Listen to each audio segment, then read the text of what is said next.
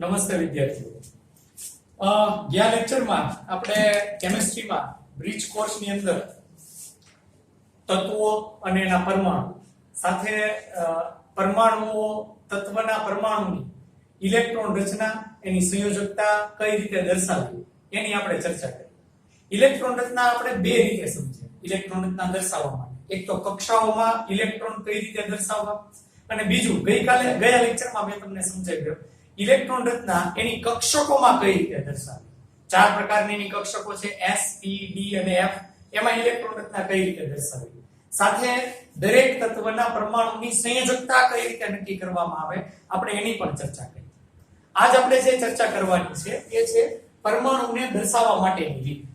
કોઈ પણ તત્વના પરમાણુને આપણે જ્યારે એના પરમાણુ ક્રમાંક અને પરમાણુ દળાંક સાથે દર્શાવવું હોય ત્યારે એને ચોક્કસ રીતે દર્શાવવામાં આવે છે.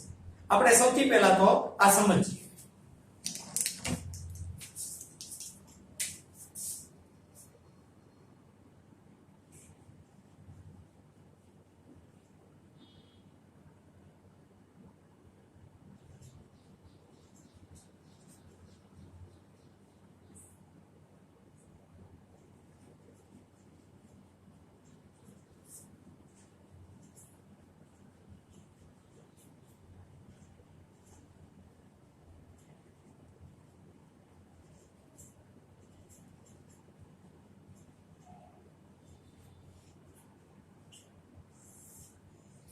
પરમાણુ સાથે પરમાણુ દળાંક અને પરમાણુ ક્રમાંકને દર્શાવવા માટેની રીત. સૌથી પહેલા તો પરમાણુના તત્વની સંજ્ઞા દર્શાવવામાં આવે. એની સંજ્ઞા જે હોય હમણાં આપણે ઉદાહરણ સાથે સમજીએ. સંજ્ઞા દર્શાવ્યા પછી સંજ્ઞાના ડાબી બાજુ ઉપરના ભાગમાં એ તત્વનો પરમાણુ દળાંક દર્શાવવામાં આવે છે.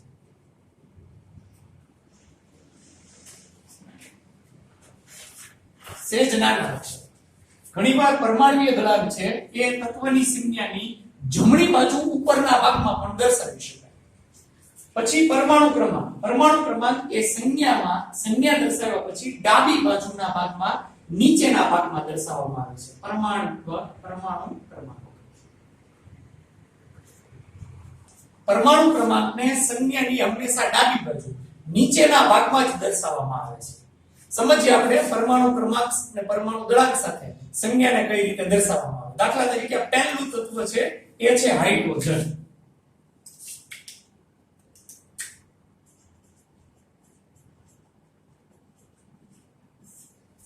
હાઇડ્રોજનની સંજ્ઞા આપણે અગાઉ ભણ્યા તેમ કેપિટલ H છે. હાઇડ્રોજનનો પરમાણુ દળાંક 1 છે અને એનો પરમાણુ ક્રમાંક પણ 1 છે.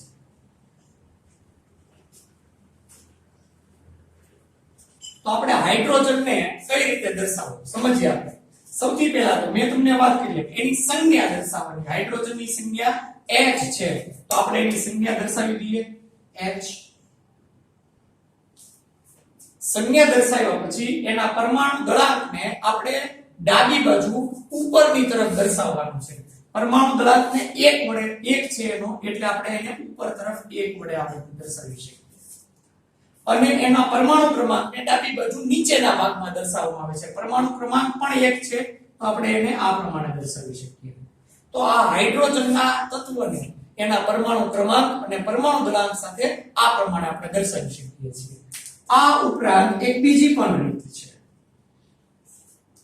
એનો પરમાણુ દળાંક છે મેં તમને આગળ વાત કરી તમે ડાબી બાજુ અથવા જમણી બાજુ પણ ઉપરના ભાગમાં દર્શાવી શકો. એટલે આવી રીતે એક પણ પરમાણુ ક્રમાંકને હંમેશા ડાબી બાજુ નીચેની તરફ જ દર્શાવવામાં આવે છે. તો આ રીતે કોઈ પણ તત્વને એના પરમાણુ ક્રમાંકને આધારે આ પ્રમાણે આપણે દર્શાવી શકીએ છીએ. કેટલાક તત્વો આપણે આ પ્રમાણે એના પરમાણુ ક્રમાંકને આધારે કઈ રીતે દર્શાવવામાં આવે એ સમજી શકીએ. દાખલા તરીકે કાર્બન જેનો પરમાણુ ક્રમાંક 6 છે અને પરમાણુ દળાંક છે એ 12 છે. ત્યાર પછી ઓક્સિજન એનો પરમાણુ ક્રમાંક 8 છે અને પરમાણુ દળાંક છે 16 છે. તો આ રીતે આપણે એને સંજ્ઞા એના પરમાણુ ક્રમાંક અને એના પરમાણુ દળાંક આધારે આ રીતે દર્શાવી શકીએ. ગયા લેક્ચરમાં આપણે પરમાણુ ક્રમાંક અને પરમાણુ દળાંકની વ્યાખ્યા પણ સમજ્યા હતા. જેમ કે પરમાણુ ક્રમાંક અને પરમાણુ દળાંકની વ્યાખ્યા મુજબ સૌથી પહેલા પરમાણુ દળાંક વિશે વાત કરીએ. પરમાણુ દળાંક એટલે કેપિટલ A. પરમાણુ દળાંક એટલે પરમાણુમાં રહેલા પ્રોટોન અને ન્યુટ્રોનની સંખ્યાનો સરવાળો. અને પરમાણુ ક્રમાંક એટલે જેને Z વડે દર્શાવવામાં આવે છે, પરમાણુ ક્રમાંક એટલે પરમાણુમાં રહેલા ઇલેક્ટ્રોન અથવા પ્રોટોનની સંખ્યા. તો આપણે જ્યારે કોઈ આપણને આ પ્રમાણે સંજ્ઞા આપેલી હોય, જેમાં એના પરમાણુ ક્રમાંક અને પરમાણુ દળાંક આપેલા હોય, એના આધારે આપણે એમાં રહેલા પ્રોટોન, ન્યુટ્રોન અને ઇલેક્ટ્રોનની સંખ્યાની ગણતરી કરવી હોય તો કઈ રીતે કરવી આપણે એ સમજીએ. ધ્યાન આપો અહીંયા આગળ. સૌથી પહેલા આપણે હાઇડ્રોજનની વાત કરીએ. H11 એનો પરમાણુ ક્રમાંક 1 અને પરમાણુ દળાંક 1 છે, જેની આપણે અગાઉ ચર્ચા કરી ચૂક્યા છીએ. હવે મારે હાઇડ્રોજનમાં પ્રોટોન અને ઇલેક્ટ્રોન અને ન્યુટ્રોનની સંખ્યા છે એ શોધવી છે. બહુ સિમ્પલ છે. સૌથી પહેલા પરમાણુ ક્રમાંક એટલે પરમાણુમાં રહેલા ઇલેક્ટ્રોન અથવા પ્રોટોનની સંખ્યા. હાઇડ્રોજનનો પરમાણુ ક્રમાંક છે એ 1 છે. Z બરાબર 1 એટલે એનો અર્થ એમ થાય કે Z બરાબર 1 એટલે એમાં ઇલેક્ટ્રોનની સંખ્યા પણ 1 અને પ્રોટોનની સંખ્યા પણ 1. તો હાઇડ્રોજનમાં ઇલેક્ટ્રોનની સંખ્યા થશે 1 અને પ્રોટોનની સંખ્યા પણ 1 થશે. યાદ રાખો મિત્રો કે કોઈ પણ તટસ્થ પરમાણુ સામાન્ય તટસ્થ જ હોય, તટસ્થ પરમાણુમાં પ્રોટોન અને ન્યુટ્રોનની ઇલેક્ટ્રોનની સંખ્યા હંમેશા સમાન હોય, જે આપણે અહીં આગળ સમજી શકીએ છીએ. હવે આપણે ન્યુટ્રોનની સંખ્યા શોધવી છે હાઇડ્રોજનમાં. ન્યુટ્રોનની સંખ્યા શોધવા માટે આપણે એના પરમાણુ દળાંકને ધ્યાનમાં લેવો પડશે. પરમાણુ દળાંકમાં પ્રોટોન અને ન્યુટ્રોનનો આપણે સરવાળો કરતા હોઈએ છીએ. તો હાઇડ્રોજનની સંખ્યા આપણે જે દર્શાવી એનો પરમાણુ દળાંક 1 છે. તો અહીંયા પરમાણુ દળાંક A બરાબર 1 લખી નાખીએ. એમાં રહેલા પ્રોટોનની સંખ્યા પણ 1 છે. તો આપણે સૂત્ર મૂકીએ પરમાણુ દળાંક વાળું. A બરાબર P પ્લસ વત્તા N0. પરમાણુ દળાંકની સંખ્યા 1, પ્રોટોનની સંખ્યા પણ 1, આપણે ન્યુટ્રોનની સંખ્યા આના ઉપરથી ગણવી છે. તો સિમ્પલ સાદુરૂપ આપીએ 1 બીજી બાજુ જશે 1 - 1 એટલે 0. તો આમ હાઇડ્રોજનમાં ન્યુટ્રોનની સંખ્યા છે એ 0 મળશે. તો આ રીતે કોઈ પણ તત્વના પરમાણુની આ રીતે સંજ્ઞા આપેલી હોય અને તમને એમ કીધું હોય કે એ તત્વની સંજ્ઞા પરથી કહો કે એમાં પ્રોટોન, ઇલેક્ટ્રોન અને ન્યુટ્રોનની સંખ્યા કેટલી છે, તો એને તમે આ પ્રમાણે દર્શાવી શકો છો. એ જ રીતે આપણે કાર્બનની ચર્ચા કરીએ.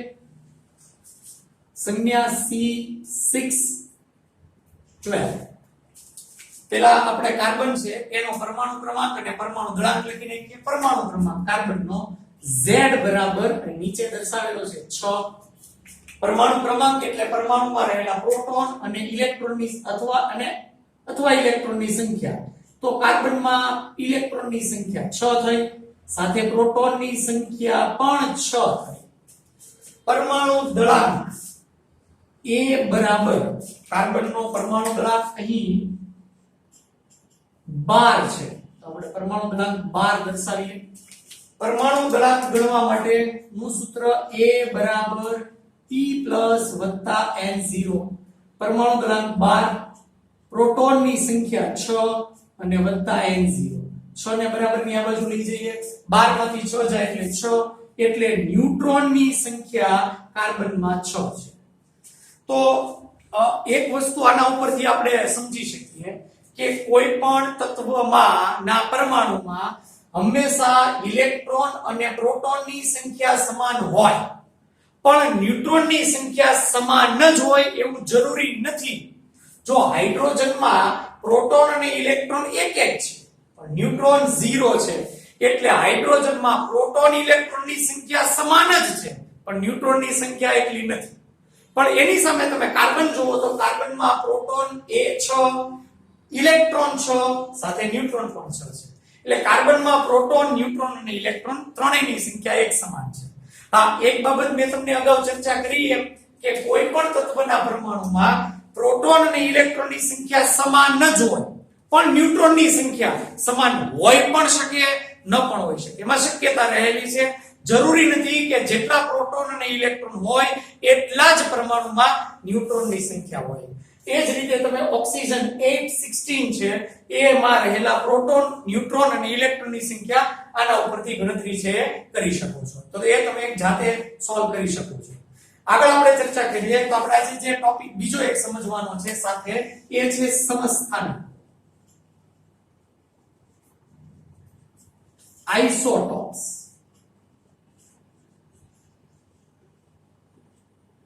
સમસ્થાનિકો આઇસોટોપ્સ.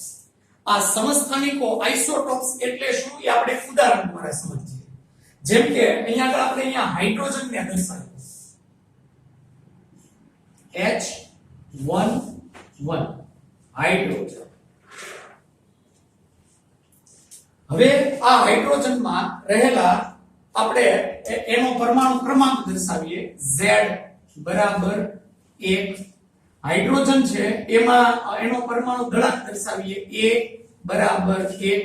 આપણે અગાઉ ચર્ચા કરી એમ હાઇડ્રોજનમાં પ્રોટોનની સંખ્યા, ઇલેક્ટ્રોનની સંખ્યા અને ન્યુટ્રોનની સંખ્યા પણ દર્શાવીએ. પ્રોટોન 1, ઇલેક્ટ્રોન 1 અને હાઇડ્રોજનમાં ન્યુટ્રોનની સંખ્યા 0 છે. આપણે એક બીજી બાબત ચર્ચા કરીએ. હાઇડ્રોજન જેવો જ એક પરમાણુ જેનું નામ છે ડ્યુટેરિયમ, સંજ્ઞા કેપિટલ D છે, પરમાણુ ક્રમાંક એનો 1 પણ પરમાણુ દળાંક 2 છે. ડ્યુટેરિયમને D વડે દર્શાવી શકાય છે. આમ તો એને આપણે આવી રીતે દર્શાવી શકીએ H, પણ એની સંજ્ઞા બીજી કેપિટલ D પર છે ડ્યુટેરિયમ. હવે આ ડ્યુટેરિયમ છે એમાં પરમાણુ ક્રમાંક 1 દર્શાવીએ, પરમાણુ દળાંક 1 દર્શાવીએ. જેટલો પરમાણુ ક્રમાંક એટલા એમાં રહેલા ઇલેક્ટ્રોન ને પ્રોટોન, એટલે પ્રોટોનની સંખ્યા પણ 1, ઇલેક્ટ્રોનની સંખ્યા પણ 1. તમને ન્યુટ્રોનની સંખ્યા છે એ ગણતા આવડતી હોય તો આ રીતે આપણે ગણીએ તો આ ડ્યુટેરિયમમાં ન્યુટ્રોનની સંખ્યા છે એ પણ 1 થશે. તો આ હાઇડ્રોજન જેવો જ એક તત્વનો પરમાણુ છે એ છે ડ્યુટેરિયમ. આપણે પછી એની ચર્ચા કરીએ. એના પછી આપણે એક ત્રીજી બાબતની ચર્ચા કરીએ આમાં, એ છે ટ્રિટિયમ.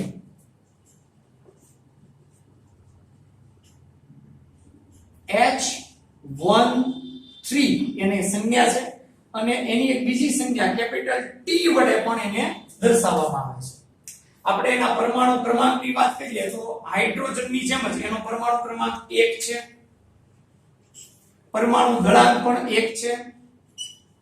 પરમાણુ દળાંક છે એ 3 છે. આપણે થોડી ભૂલ થઈ ગઈ. ડ્યુટેરિયમનો પરમાણુ દળાંક છે 2 છે. ટ્રિટિયમનો પરમાણુ દળાંક છે 3 છે. હવે આગળ ચર્ચા કરીએ તો આ ટ્રિટિયમમાં પ્રોટોનની સંખ્યા એટલે એના પરમાણુ ક્રમાંક જેટલી 1, ઇલેક્ટ્રોનની સંખ્યા પણ 1 અને આના આધારે તમે ગણતરી કરો તો ટ્રિટિયમમાં પરમાણુ માં રહેલા ન્યુટ્રોનની સંખ્યા છે એ આપણને 2 મળશે. તો આ આપણે જે વાત કરી એ હાઇડ્રોજન છે એ 3 પ્રકારના સ્વરૂપે આપણને મળે છે. હાઇડ્રોજન સાદો, હાઇડ્રોજનને પ્રોટિયમ પણ તરીકે પણ ઓળખવામાં આવે છે, ડ્યુટેરિયમ, D અને ટ્રિટિયમ. હવે આપણે ચર્ચા કરીએ તો સૌથી પહેલા આ જે આપણે 3 તત્વના પરમાણુ દર્શાવ્યા એ દરેકમાં જુઓ તમે તો પરમાણુ ક્રમાંક ત્રણેયના સરખા છે 1, પણ પરમાણુ દળાંક જુદા જુદા છે. હાઇડ્રોજનનો પરમાણુ દળાંક 1, ડ્યુટેરિયમનો પરમાણુ દળાંક 2 અને ટ્રિટિયમનો પરમાણુ દળાંક 3. તો જે તત્વના પરમાણુ ક્રમાંક સમાન હોય પણ પરમાણુ દળાંક જુદા જુદા હોય, તમે જોઈ શકો છો કે ત્રણેયમાં પરમાણુ દળાંક છે એ જુદા જુદા છે, તો આવા તત્વના પરમાણુ એકબીજાના સમસ્થાનિકો તરીકે ઓળખાય છે. પરમાણુ ક્રમાંક સમાન પણ પરમાણુ દળાંક જુદા જુદા. પરમાણુ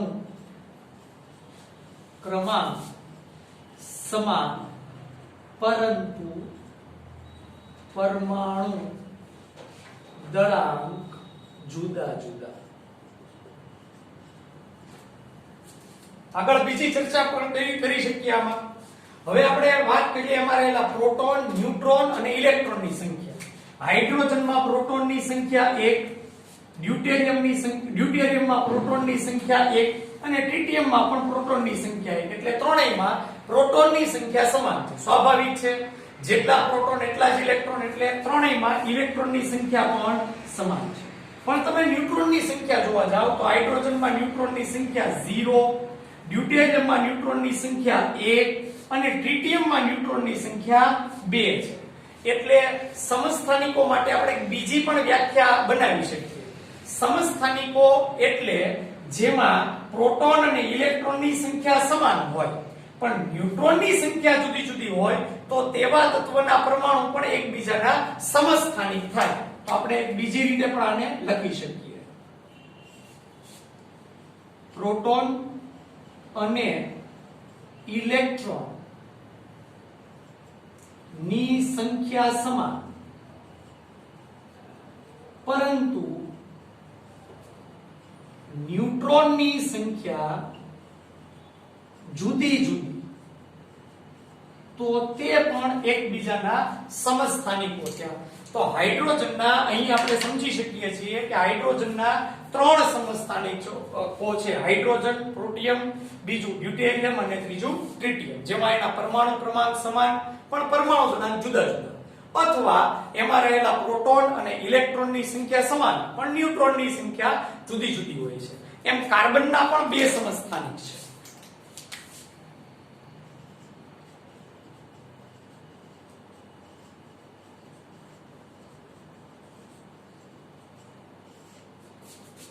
એક છે કાર્બનનો સમસ્થાનિક C612 અને બીજો કાર્બનનો સમસ્થાનિક છે C614.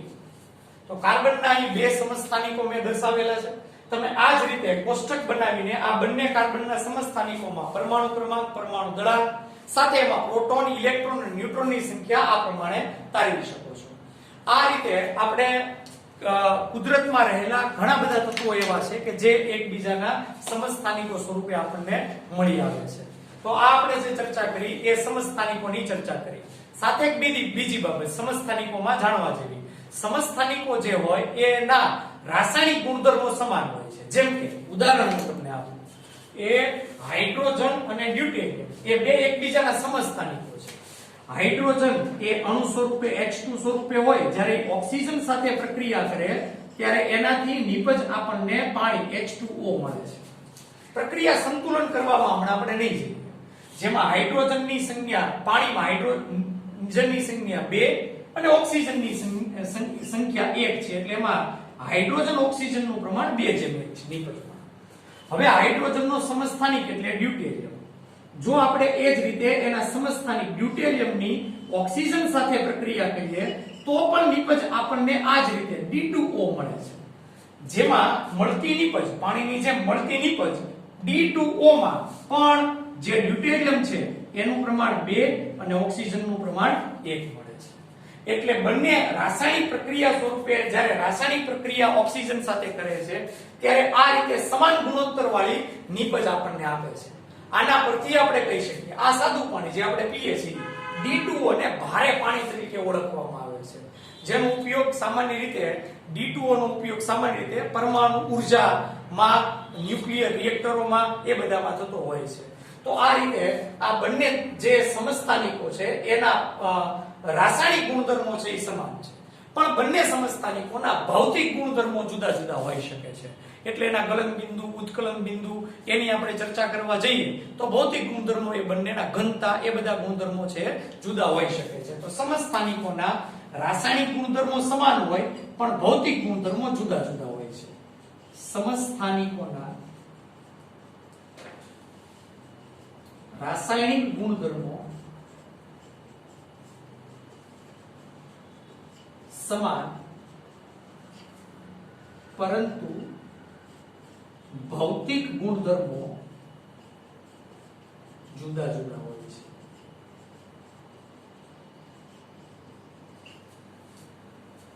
તો આ આપણે વાત કરી સમસ્થાનિકોની. આવતા લેક્ચરમાં આપણે અહીંથી આગળ ટોપિક ભણશું ત્યારે આપણે અલગ ચર્ચા કરીશું.